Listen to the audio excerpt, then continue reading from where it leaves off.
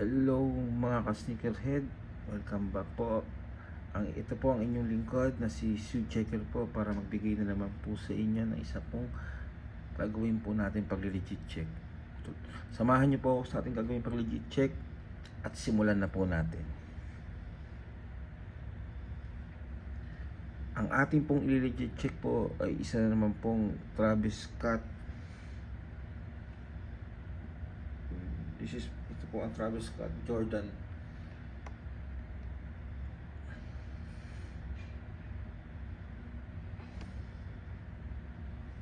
Ito po ang ating legit check. Ang sapatos na ito ay nanggaling po sa ating pong ka-sneakerhead na si Joseph Papa. Hingi po ng tulong sa atin si Sir Joseph para po malaman kung urig daw po ba ang kanyang kung urig ba ang sapatos na ito. Kaya simulan na po natin ang pag-legit check. Samahan niyo po ako. Ang ating pong gagamitin po ay isa po ito pong check apps po. Ito po ang ating ginagamit. So simulan na po natin. Simulan na po natin. Ito, under po siya ng Jordan. Skip. Okay.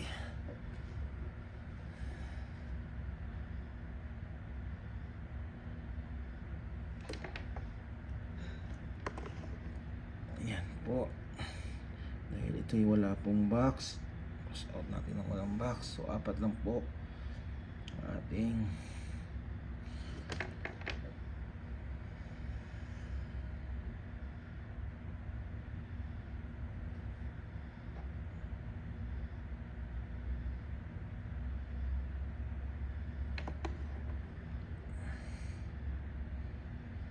po.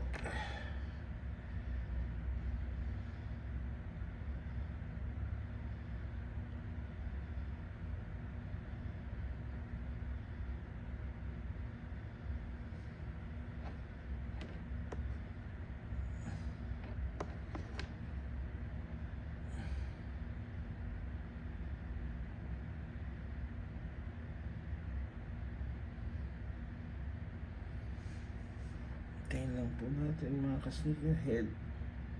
Okay, next.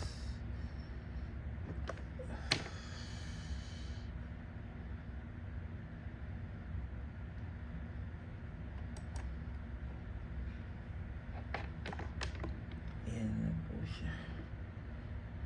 Dahil po wala po siyang box. Ngayon po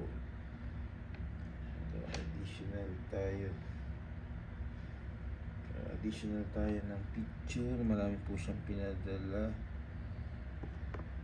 Yan.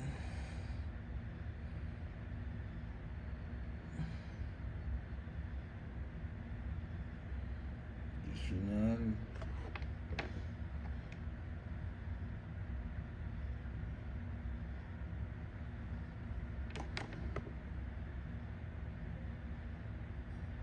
No box po ito. Okay po, sasabit na po natin. Nasabit na po natin ang sapatos po ni Sir John para po malaman natin sa kanyang pagpapalegit check po.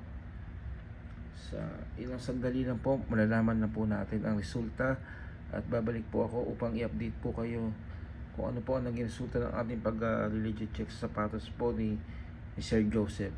Maraming salamat po.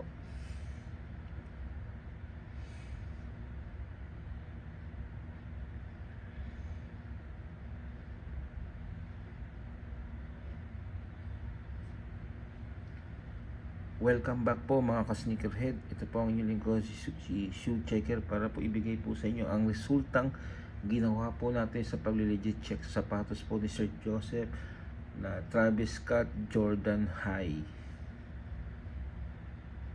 Ito po yung napaka-rare ng sapatos po at napakamahal. Kaya tama lang po na magpa-legit check po kayo pag ganito po ang sapatos na binibenta or bibilhin po ninyo. mga ka-sneakerhead, wag po kayong dalawang isip na ipa-legit check po ang mga klaseng ganitong kamahal na sapatos po. Ito po ay limited edition po.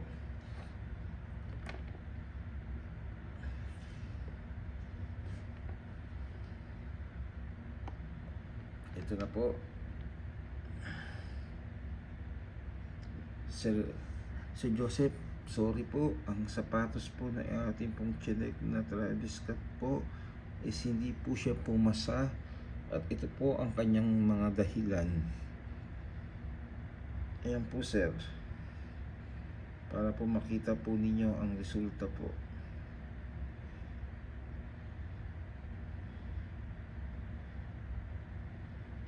Ayan po sir.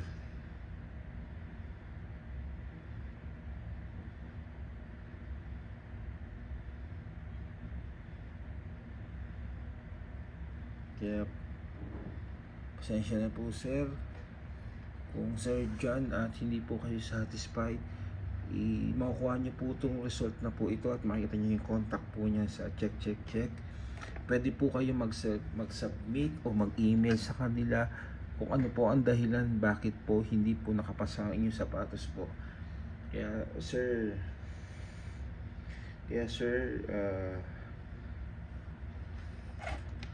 Sir Joseph, kung plano po ninyong bilhin ng sapatos na ito, ay huwag nyo na po siyang bilhin dahil masyado po siyang risky at hindi po siya legit po ayon po sa ating legit check na ginawa po. At kung ito po ay pag-aari po ninyo o nabili po ninyo sa isang reseller, ipakita nyo po sa kanya ang resulta po na ating pong ginawa ang pag-legit check. Usapin nyo po siya, kayo na pong bahala. Pero ang advice ko po sir, kung binibenta po sa inyo ito, huwag nyo pong bilhin. Mag-ingat po kayo at ipas po ninyo. Kaya po maganda po itong ginawa nyo Sir Joseph, na lagi po kayong magdo-double check. Sa pagdo-double check po, maraming salamat at pinagkatiwalaan nyo ako na i-legit check ko po ang ganitong klaseng sapatos po. Kaya tama po ang ginawa po ninyo. Bago bumili o ibenta, mas maganda pong magpa-legit check po kayo. Lagi po ninyong uugaliin mga ka-sneakerhead na lagi po kayong magdo-double check po. Lagi po kayong mag-iingat sa mga sapatos na binibenta po sa online, lalo na po sa mga sneaker world dyan po na mga sneaker site po. Kasi po napakahirap po pag kayo po yung nakapili ng sapatos at mahirap na po siyang ibalik. At wag po kayo naniniwala sa mga nagli-legit check po na tao po. Kasi bago po kayo magpa-legit check po ng reseller, ugaliin po ninyo na i-legit check po muna ninyo ang sapatos bago kayo magpa-legit check ng reseller. Kasi po ang iba po diyan, sinasabi lang po nila legit up, legit L. Kasi po nangyari na po sa akin yan. Naloko po ako ng ganyan dahil di pa po uso ang check ups po noon. Naniwala po ako sa kanila. Nung akin po na pinalegit check po at dinala po sa isang shop, yang hiya po ako at sinabi ito'y peke. Nung ako'y nagtanong na, lahat po sila nawala. Isa-isa ko po silang tinanong, lahat po sila inignore lang po ako. Tandaan po ninyo mga ka-sneakerhead, pag naloko po kayo, walang ibang pong tutulong sa inyo kundi sarili po ninyo. Napakahirap po pag naloko po kayo ng libu-libong pera. Hindi na po yan basta-basta na ibabalik po. Alam po ninyo ang aking sinasabi mga ka-sneakerhead. Kung sa naibigay nyo na sa reseller ang pera, legit man yan o hindi na po maibabalik ang pera po sa inyo. Kaya ganyan po, mag-ingat po kayo. Kaya po naging campaign ko na po ito na tumulong po sa mga ka-sneakerhead ko na magkaroon po ng ganitong libreng service po na pag-legit check po. Ang gagawin po lang ninyo, i-share nyo lang po ang ating video at para po makatulong tayo sa ating mga kababayan, mga ka-sneakerhead po dyan. Natulungan nyo sa campaign na matigil na ang mga nagbibenta ng pegging sapatos, kahit na sabihin pa po nila yan na binili yan sa mall o meron silang resibo. Kasi po, pag na-ship na po yan, pwede po nilang palitan yan. At once na nahawakan nyo na yan, at ipilit nyong ibinabalik po yan sa kanila, sasabihin lang po nila is napalitan yung sapatos, or sasabihin lang po nila may gumamit po ng kanilang account. Hindi po sila yun. Hindi ko po sinasabi na mga pwede pong mangyari, maging isa po sa mga dahilan ng scammer na sasabihin po ay hindi po yan ako, may gumamit lang po ng aking account. Doon pa lang po mahihirapan na po kayo. Once na dumating po at nahawakan nyo po yan, once na ipasok nyo na yung pera, kaya lagi po kayong mag-iingat sa ganitong mga klaseng mga nagbibenta ng sapatos po. By the way po, hindi ko po sinasabi si Sir John po ay scammer.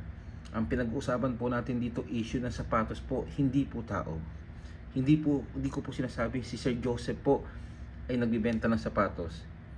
Pinalegit check niya lang po yan sa akin. Hindi natin alam po, baka po binibenta po sa kanya yan, balak niyang bilhin, kaya po humingi siya ng tulong sa akin na ipalegit check. Don't get me wrong po mga ka-sneakerhead, hindi ko po sinasabing si Sir Joseph po ay scammer. Pinalegit check lang po niya ito sa akin. Kaya na pong bahala mag-message sa kanya kung sino to, kasi hindi ko po tinatanong. Kaya po maraming salamat po Sir Joseph sa tiwala po. Ang advice ko po, huwag nyo na po siyang bilhin at mag-ingat po kayo lagi po. Maraming salamat po at God bless po. Hanggang sa muli po. Salamat po ng marami.